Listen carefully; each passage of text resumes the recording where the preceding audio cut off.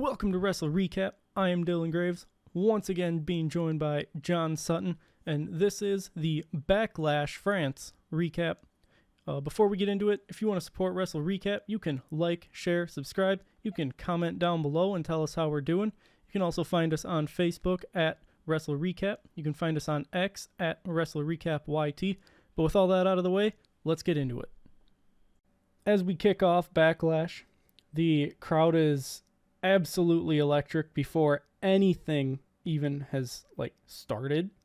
We. Yeah, the crowd was insane. They were crazy on SmackDown, but they were even crazier for Backlash. Kevin Owens comes out with a very lengthy entrance as he soaks in the crowd. Randy Orton then comes out and the crowd sings his song so loud that there were times that you could barely hear the actual feed, and it gave me goosebumps while I was watching this at work. I was just about to say that. I got goosebumps when they said. Yeah. Because, Randy's my boy. Of course. Well, I'm just standing at my machine at work. I ran big tools so that I had long run times so that I wasn't having to miss a whole bunch. And You're a tool. Rude.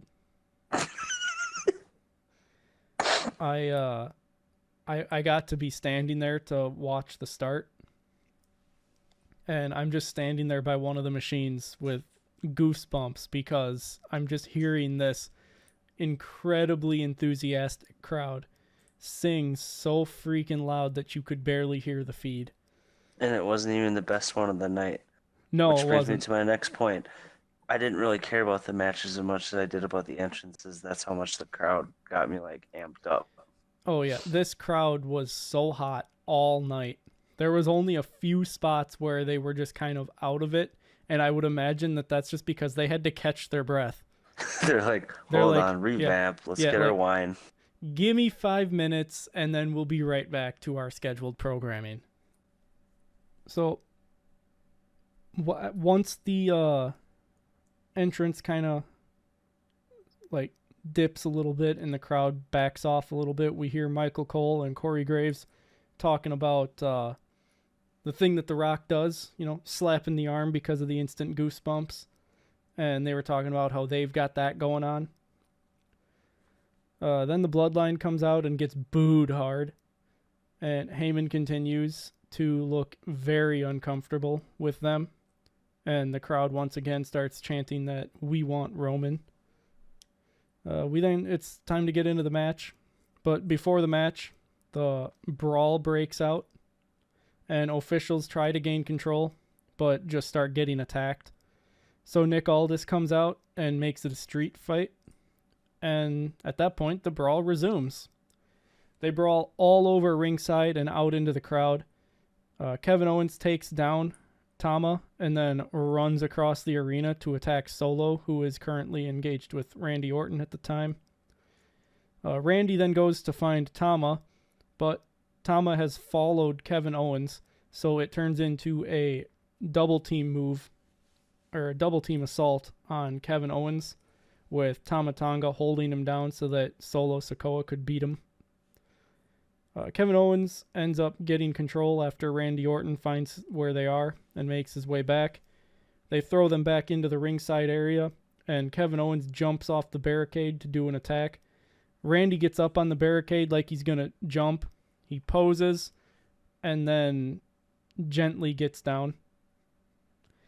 Corey Graves calls that veteran awareness, I believe, or veteran instincts, something like that. We then see that there's some conveniently placed trash cans and kendo sticks to destroy. The crowd starts chanting that they want tables, and then we get an ECW chant as well. The crowd is just red hot for this match. Kevin Owens starts directing the cameras and providing some commentary. Tables then enter the fray as Kevin Owens and Randy Orton get them out. Kevin Owens ends up putting Tama Tonga through a table, and Randy tries to put Solo through a table in the ring, but Solo ends up putting Randy through it with a Samoan drop. Kevin Owens tries to get the drop on Solo, but Solo takes control, leading to a 2-on-1 assault of Kevin Owens. Corey Graves and Michael Cole start talking about Tama Tonga's New Japan accomplishments and name drop multiple New Japan talents as well as Bullet Club. Kevin Owens tries to fight back but can't overcome the numbers, and Paul Heyman's reactions on the outside of the ring are just like perfect to go with everything that's happening. Like, he's just looking absolutely mortified by the destruction. The Bloodline then gets out another table. Solo tries to send Kevin Owens through the table, but KO turns it around and sends Solo through it instead. Tama Tonga then gets a chair, and he slides into the ring to start kind of taunting Kevin Owens with it. But unbeknownst to him, Randy Orton slides into the ring behind him. Randy hits his signature moves and an RKO on Tama, but Solo breaks the pin at 2. The crowd chants following the 2 count. I've got no idea what they were chanting. I think it's like something like that was 2, only 2, only 2. Yeah, Something like that. I it thought had I to be kept something hearing like 2. that because they counted 1, 2, and then started singing, and it sounded like the last word they were saying for the lines were 2. Yeah. But once again, the crowd was just absolutely incredible. Solo attempts a Samoan spike to Randy on the announce table, but Orton catches him with an RKO instead. Announce table doesn't break. Kevin Owens starts hitting Tama with chairs and setting them up in the ring for something, which turns out to be a superplex of sorts or something or another. No. He had Tama Tonga laid out on the chairs and was going to dive on top of him. But Tama Tonga gets up off the chairs and goes up top with KO to try and superplex him instead.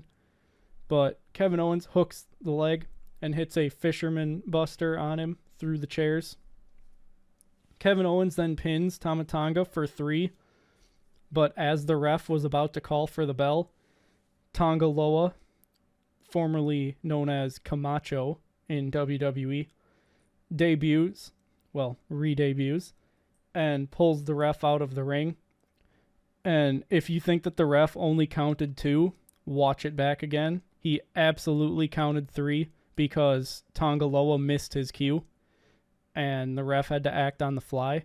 People are all saying, like, props to the ref for, like, starting to just pull himself out of the ring even though Tonga Loa missed his spot. Like, no, the ref hit 3 and was getting ready to call for the bell with his hands as Tonga Loa pulled him out. What a great first impression of your debut back. Yeah. Completely missed your very first spot. Missing your cue, and then they just had to play it off like he got there in time. Yep. Heyman looks absolutely astonished at the fact that there's another one of them. Was it that or the fact that he missed a spot? You be the judge. Nah, it was definitely the fact that, oh my god, there's another one. Cue shitting of pants. Absolutely. Tonga Loa takes out Randy and Kevin with the steel steps. And then Solo sends Kevin Owens through the chairs and hits him with a Samoan spike to pick up the win. In the post-match, Heyman pleads with Solo, Tama, and Tonga to leave KO as he's beat. And then he being Heyman, reluctantly stands up and holds up the ones with them. I made the comment that I might like this bloodline more than the old bloodline, but that also might be because I'm anticipating the bloodline civil war that inevitably lies ahead. Do you like the ruthlessness, or I think I just kind of like a aggressive carelessness that is this version of the bloodline compared to methodical and planned out? I think it's just that I like the way that we went from what everybody thought was the highest peak that the Bloodline story was going to hit to now we're still on the uptick. Like, we only dropped a little bit and now we're right back on the uptick. Because stonks only go up. Stonks. Stonks.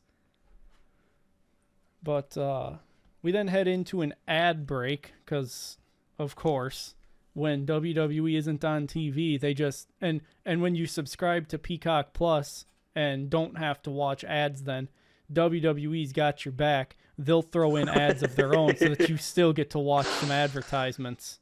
But hey, it's not a commercial break. Nope, I didn't. I wrote it as an ad break because that's what it is. It's just advertisements for WWE related things and such. Sponsorship deals. But we now look at our predictions for Backlash. I had predicted that RKO, gotcha again, would win via disqualification due to Jacob Fatu debuting and causing the DQ. Obviously, that did not happen. I did not get any part of that correct. I was prepared thinking that if Jacob Fatu does debut and the Bloodline wins, that I would still deserve half a point. But I got no part of that right, so I am awarded 0 points. Meanwhile, you predicted the Bloodline to win, which was the smart pick once it got made into a street fight. And therefore, you are awarded 1 point. Starting off good again. When we come back from the ad break, Randy and Kevin are still working their way to the back. We then get the video package for the women's championship match. Tiffany Stratton is the first one to come out. The crowd at this point was relatively dead, probably just because they were exhausted from all the cheering of the last match. Naomi comes out, and the crowd is right back into it, being energetic with her. Then Bayley comes out, and she banters with a fan who is holding a sign that says that it's Tiffy time. I mean, it is. It's Tiffy time. It wasn't, but it should have been. It's Tiffy time all the time. Yeah. As the match starts, the crowd sings to Bayley. Hey, Bayley. Who? I want to know if you'll be my girl. Bayley was actually singing along with them. Then there's some Tiffy time chants. And we start off with a round of attempted roll-ups. And the crowd chants for the 2 counts again. I looked it up. They were saying after they go 1, 2, 3, then whatever they say in French, it was only 2. Okay. Only 2. Only 2. We get more roll-ups and more crowd chants for 2. And then I just remarked that this will go on for the whole night so that I don't just keep saying it every single time. Because, man, there was a lot of them saying that. The Cody AJ match was just crazy because they were singing to AJ. They were singing about the 2 counts. It was nuts. They were just singing. Yeah, they were just a ruckus crowd. I commented that this might be the best crowd in history. Something that I believe Corey Graves and Michael Cole both also commented on. Naomi sends Tiffany Stratton out of the ring, and then it backfires because Tiffany sends Naomi into the timekeeper's area after hitting like the backflip jump into a back elbow kind of thing. Bayley then hits Tiffany Stratton with an S dive. I'm finally remembering that we can't say that word because we'll get demonetized. Naomi hits the split leg moonsault for 2, but Bayley breaks up the pin. And Bayley takes Naomi out with a sunset flip into the turnbuckles. And when she goes to attempt it on Tiffany Stratton, Tiffy just sits down for 2. Gets a 2 count out of it. Bayley then hits Tiffany Stratton with the Bayley to belly for 2. But then Tiffany Stratton takes control. However, Naomi pulled her out of the ring, and she hits Naomi with an Alabama slam on the announce table for her efforts. Bayley then tries to turn the tides, but Tiffany just hits her with one as well onto the French announce table. Tiffany Stratton then rolls them both into the ring and goes for a double prettiest moonsault ever. But Bayley and Naomi roll out of the way and end up hitting a 3D on Tiffany Stratton.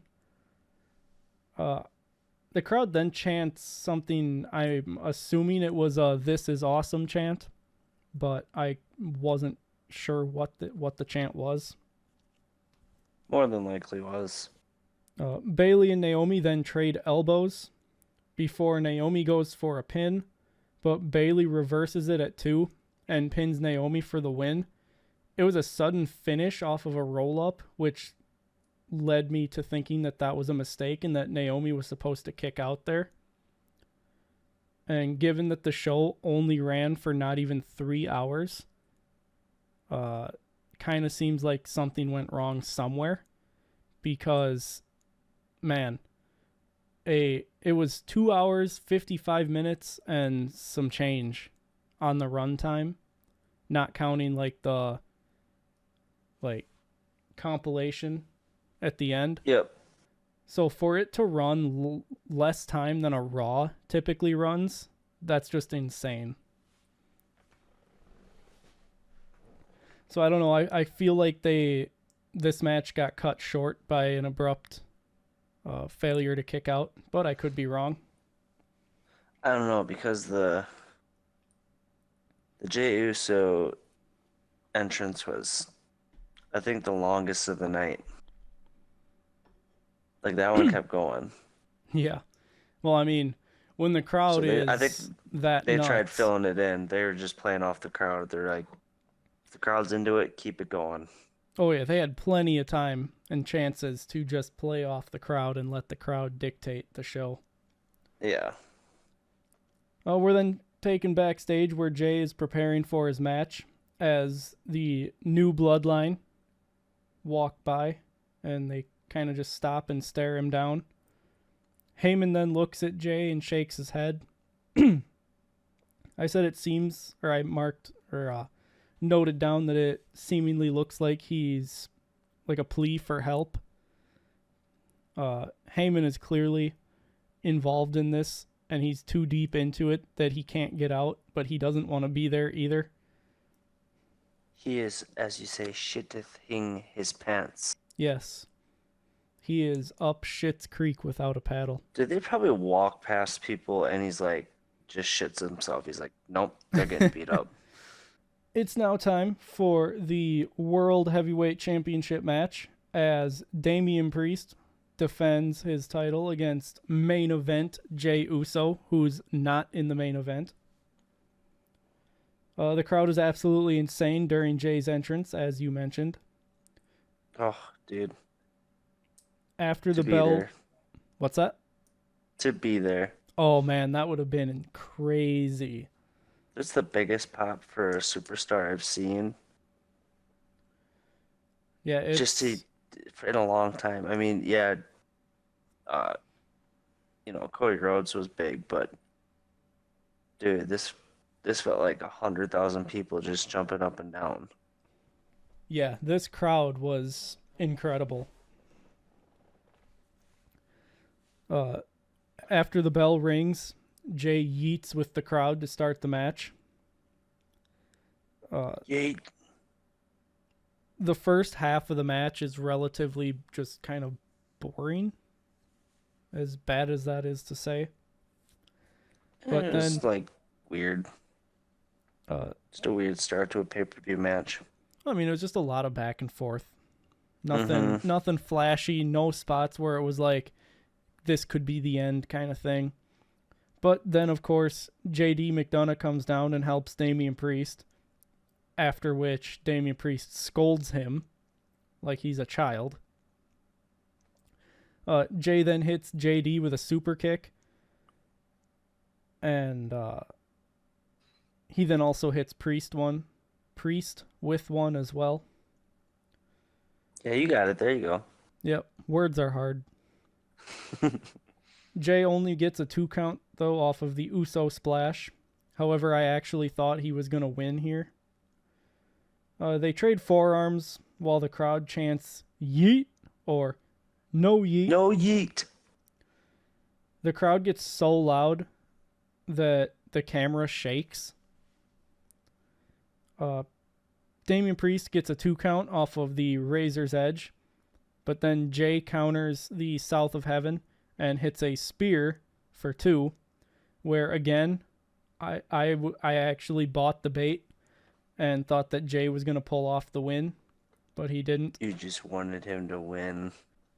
Finn Balor comes out and distracts Jay, which it seems like Jay had his wires crossed because he went up top, and then it was like he just knew, like he felt the disturbance through the force of Finn Balor jumping the barricade at that same time, because he quickly gets down without even turning his head first and just prepares himself to kick Balor.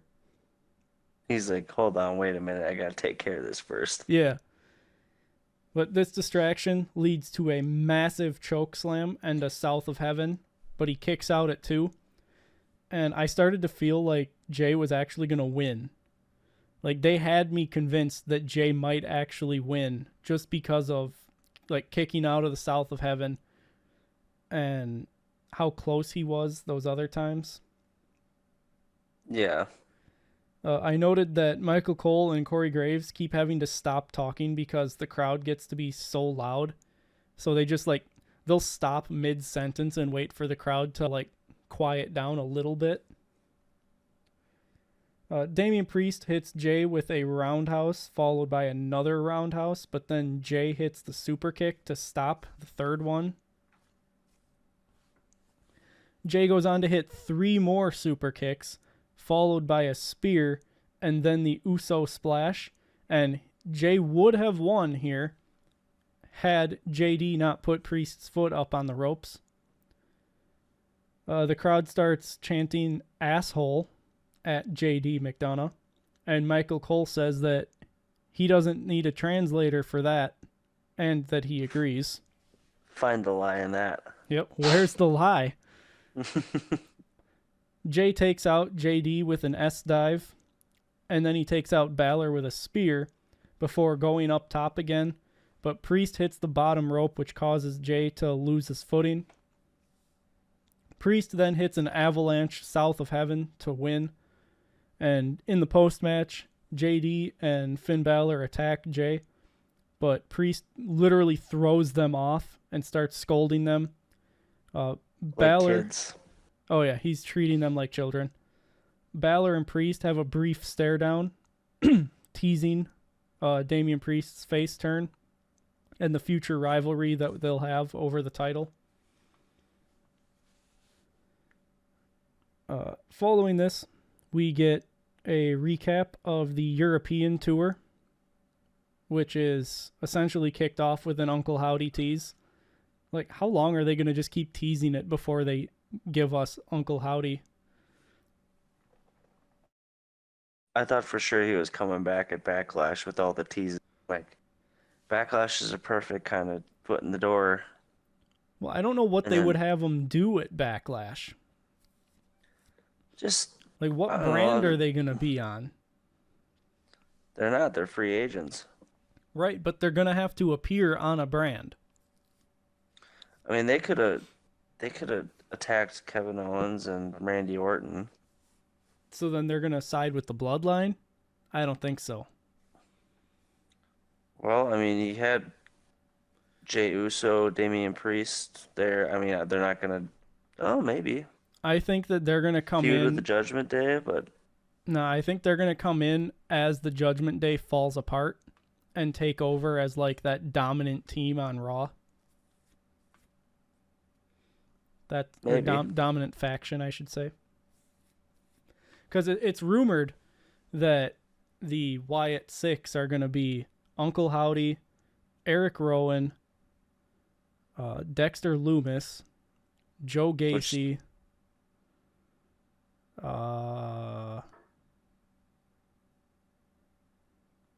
Alexa Bliss. I was waiting for it. I was like, come on, get it. That's still only 5. Oh, and then I think the Lamp is supposed to be like the 6th member, as in like the essence of Bray Wyatt. Yep. After the recap of the European tour, I'm going to absolutely butcher this name. Philippe Chirot tells the crowd that they've broken the record for largest arena gate in WWE history, which just means that WWE is raking them over the coals for all their money. Yep. But hey, they don't seem to care. They love it. Shut up and take all my money. Probably because they know that it won't be back for a long time. I don't know. I think WWE needs to go back immediately. Like next week, take us back. Somewhere. I don't care where. It's now time for Jade Cargill and Bianca Belair versus the Kabuki Warriors in the WWE Women's Tag Team Championship match. The Kabuki Warriors must really like Bianca's song because it seems like every single time they're dancing to it. Bianca. Imagine this crowd. Sorry, but imagine this crowd with Fandango. Oh man, that would have been great. Dude. They would have been. Yeah. They would have been fandangoing all over the place. Hell yeah, brother. Hell yeah, border. Imagine this crowd if Baron Corbin would have came out. Oh my god. An opportunity missed. Oh yeah, big time missed opportunities right there. But Bianca and Asuka start the match and trade blows to start. Bianca gets the better of Asuka though, before Jade and Kairi tag in. Bianca and Jade beat down Kairi Sane, but then Asuka helps Kairi back into it, and the Kabuki Warriors take control. They get a 2 count off of a double team on Belair before Asuka locks in a submission on Bianca, but Bianca just stands up to work her way out of the hold. She still has Asuka on her shoulders when she stands up, so Kairi Sane tags in and gets Asuka down before Bianca can do anything. Jade ends up tagging in and takes control off of a double springboard crossbody. Asuka tags in, and the Kabuki Warriors double-teamed Jade a bit. Kairi goes for the pin after this, and as I stated before, Asuka had tagged in, so the ref tells her that she isn't the legal participant, and I would have to guess that between the loud audience, the language barrier, and just everything going on, that they were forced to just keep rolling with it, because then he still made Kairi Sane go and tag back out. So like, I don't know. It was weird. This match was a real struggle for him at times. And I really think that with Jade's limited abilities, because she's not a long distance performer. She is a sprinter in that sense. So with that, coupled with a language barrier and just a crowd that is incredibly loud, had to make it hard for them to hear each other to begin with. Yep. I give a lot of leeway on that, but this botch of them not knowing who the legal person was when Asuka had just tagged in and then immediately rolled out before going back up to tag back in again. It was it was quite laughable actually. But things happen and you got to think on the fly, which it didn't really affect a whole lot, but it did disrupt the flow of the match. So Asuka tags in again, despite being the legal person already, and the Kabuki Warriors lock in stereo arm bars on Jade and Bianca, but Jade and Bianca just use their power to stand up and hit stereo power bombs on the Kabuki Warriors. Kairi then eats another double team move, which was far better than the one they did on SmackDown. I don't even really know how to explain it. It was like double knees or like something into a German suplex. Or Yeah, no. This one was the one where they like just threw her up into the air. Yeah, this first one is like they just tossed her up into the air and she drops. And Corey she was Graves, just a rag doll. oh for sure, Corey Graves made the comment that it's not the fall that's bad, it's the sudden stop at the end. It's never the fall that gets you; it's the sudden stopping at the end that's the real bummer. Yeah, it wouldn't be so cold if it wasn't for the wind. Yeah, very true. But Kairi Sane kicks out at 2, and Jade takes a double team from Asuka and Kairi, but Bianca breaks up the pin at 2. Jade catches Kairi Sane off of a dive and just woman handles her to hit Dude, Jaded. I was laughing my ass off at that. I was like, Jesus Christ. Yeah. Like that is the kind of stuff that we have Jade Cargill for. Those incredible demonstrations of her power. Just pure strength. Absolutely. And it's crazy because I'm pretty sure that Bianca's even stronger than her.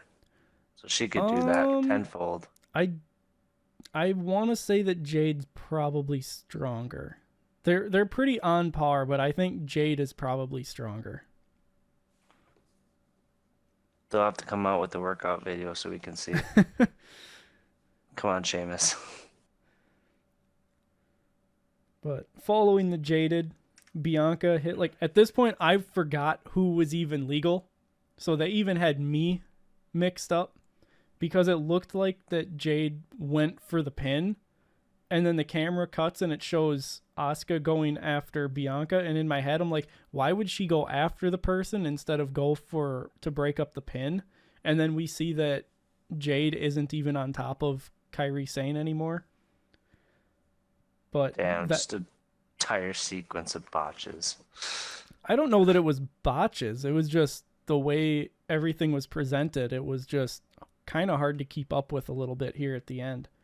Crowd didn't care. No, crowd didn't care at all. But Asuka got caught by Bianca, and Bianca hits a KOD on top of Kairi Sane before then pinning Kairi Sane to win the match. So again, there was a lot of ups and downs in this match, but granting leeway because of how loud the crowd was, the language barrier that they've got there, and the fact that the Bianca, Asuka, and Kairi Sane kind of had to pick up the extra slack to help Jade in the match, just because Jade doesn't have that experience yet. I give them a little bit of leeway, but I don't know. What do you think?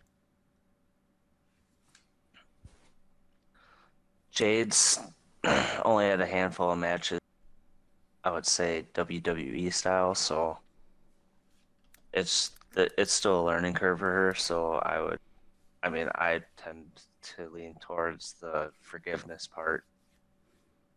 Yeah, I do as well. But that being said, it makes me wonder if, like, I don't know, some of it looked botched and some of it didn't look botched. It was just hard to tell. Yeah, I mean, I would bet that there were quite a few botches that they were able to kind of cover up, but then there were others that they just couldn't cover up. All in all, I'd say they still managed to do a good enough job. Good enough for Obviously, a pay-per-view of this caliber, anyways. yeah, I mean, it wasn't WrestleMania, but it was still WWE. So Yeah, the bar is meant to be higher, but obviously Jade Cargill doesn't really have a place on the indies because she's just too too big. much. Well, it's she's too much of a asset. Like it's not that she wouldn't be successful on the indies, it's just that the indies feel like something that would be beneath her due to her Yeah, sheer ability to be so powerful in the ring. yeah. But it's now time for the main event of the evening as AJ Styles challenges one Cody Rhodes for the undisputed WWE Championship. They tell us that AJ Styles had custom gear made to look like the gear that he wore when he beat Dusty for the NWA Championship back in 2003. And the crowd sings to AJ, something that will continue through the entire match. It's something about him being phenomenal. Except his music. Yeah. When it comes time and Cody comes out, the crowd is singing so loud again that they drown out his song at times. And then during the announcements, they the crowd does the announcements right along with Samantha Irvin. As the match starts, they sing to AJ again, and it gets so loud that the camera is shaking again. Hell yeah. Yes, sir. After following a back and forth start, Cody slaps AJ, a little receipt from last night, before they start a chop battle where Cody gets the better of AJ and then does the Stardust taunt to him. There's just a lot of back and forth in this match. AJ Styles clears the French announce table, and we all know the drill here. I noted that the ref was using a lot of leniency to just let the match go. AJ escapes a superplex attempt, causing Cody to land weird, and AJ then begins targeting Cody's back. Cody gets His back can't hurt that much from carrying the company for a month, can it? I was going to say his back's probably a little sore from carrying the company. Cody gets a 2 count off of a disaster kick, and I noted again that this French crowd is incredible. Cody sets up AJ for a brainbuster on the apron, but AJ counters and hits Cody with the brainbuster instead. Cody then Are we catches... sure it's a brain buster this time too? Well, I mean, it's a brainbuster. Obviously, they don't land directly on their head, but yes. Yes. AJ is up on the apron at this point, and he goes for like a soccer kick, or a as the French would say, a football kick. We. We. But Cody catches him and power bombs him through the French announce table. Finally. Yeah. How nervous do you think they were the entire night? What do you mean? Not knowing when it was gonna happen. Oh, I'm sure they knew. They said it was gonna. I bet you they say it's gonna break. They just don't know when, because they probably want an authentic reaction. Perhaps. Perchance. Mayhaps. Mayhems.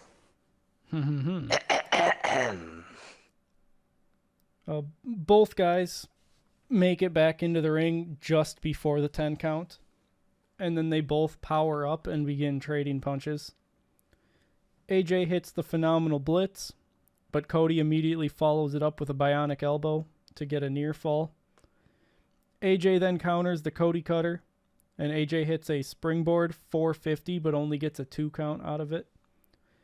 AJ then hits Cody with a burning hammer, but Cody kicks out at 1 and hulks up. Cody hits the Cody cutter for 2, but AJ counters the crossroads and hits a Pele kick. But then Cody counters the phenomenal forearm with a super kick and locks in a Kimura lock, but AJ powers out. They trade finisher attempts for a bit until Cody hits a super Cody cutter, followed by the crossroads to pick up the win and retain his WWE Championship. Finally. His first successful title defense. Yep. So he's finished the story, and he's now working on a new one. And I just realized that we never ran through any of the other predictions, so we will do that now, quick. For the triple threat for the WWE Women's Championship match, we both predicted Bayley to win, so we both get a point. For the World Heavyweight Championship match, we both predicted Damian Priest to win, so we both get a point for that. For the Women's Tag Team Championship match, we both predicted Bianca and Jade to win, so we both get a point for that. And for this match, we both predicted Cody to retain, so we both get a point for that, meaning that I get 4 points from this show, and you get 5 points. Bing, bing, bing. Taking the 4 points that I got from Backlash and adding them with the 8 points that I had from WrestleMania, that brings my total to 12 points for the year. And we take your 5 points here and add them to your 8.5 points from WrestleMania. So that puts you at 13.5 points. So you are 1.5 points ahead of me now as we head into King and Queen of the Ring in Saudi Arabia. Still pretty even. But it was definitely a very, very predictable pay-per-view, which you're going to have a couple of them. It's the bigger ones that could really change the outcome of that. For sure. I mean, like the Royal Rumble will be a difference maker. Yep. Both of them. Money in the Bank would be difference maker. There's still time. I'm confident. Survivor Series. I'm confident there's still time for me to lose even harder. I was just getting lucky, man. Some of them, like, it probably sounds right for them to win about right now. So, sure. So, to look back at the star ratings that we gave for WrestleMania, you gave WrestleMania 4.5 stars. I thought that was a little bit generous. I only went with 4 stars. For Backlash, I am going to go ahead and give it 3 stars. How about you? I was going to say I was about at the middle of a road performance. So I'm going to have to give it, I would probably say a 3-star. All right, so we both give it 3 stars. So that gives us an average of 3 stars. And just kind of sets the tone for things to come. I mean, this was a very mid pay-per-view, or PLE. It was as expected. Yeah, I mean, it's a B tier, I guess. Typically, like the Backlash and Payback, stuff like that, I would even sometimes consider them the C tier pay-per-views, with ones like Money in the Bank, Hell in a Cell, those ones being like the B tier, and then obviously your big 4 being Mania, SummerSlam, Survivor Series, and the Rumble. Yep. I agree with that. Although I'm curious to see what King and Queen of the Ring are going to be. If that's going to be a CPLE or a BPLE, or if they're going to make it mean something. I mean, in my eyes, it's already an F. Well, we'll just have to see and find out. I mean, it's if already an F. If they're not doing the whole tournament in one night, it's an F. Okay, so King of the Ring used to be all in one night. It wasn't just one match this week, then you get 2 weeks off because we got to finish the round, and then you do another match. Like, that's just normal scheduling. It's supposed to be an endurance test of who can go all the way. Not who can just go out and win a match every couple weeks. True. And not to mention that the build for the women's, or for the Queen of the Ring, has been non-existent. All they do is mention King and Queen of the Ring.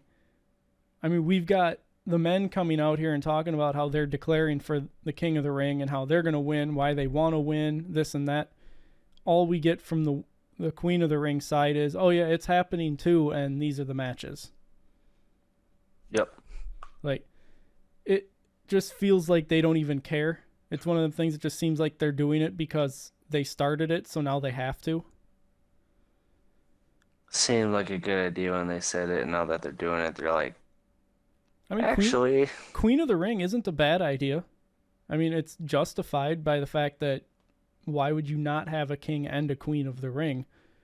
But what's not justified is the fact that it seems like the only one that they care about is the king of the ring, and the queen of the ring is just there because, well, it's 2024 and we have to. Yeah. But we'll have to see what they do with the women, if they do anything.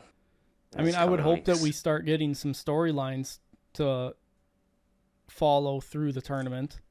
We've already got the Gunther and Xavier Woods story to follow. Yep. That concludes the Backlash France recap. Once again, I have been Dylan Graves. He has been John Sutton, and this has been WrestleRecap. If you want to support WrestleRecap, you can like, share, and subscribe. You can comment down below and tell us how we're doing. You can find us on Facebook at WrestleRecap. You can also find us on X at WrestleRecapYT. But until next time, goodbye.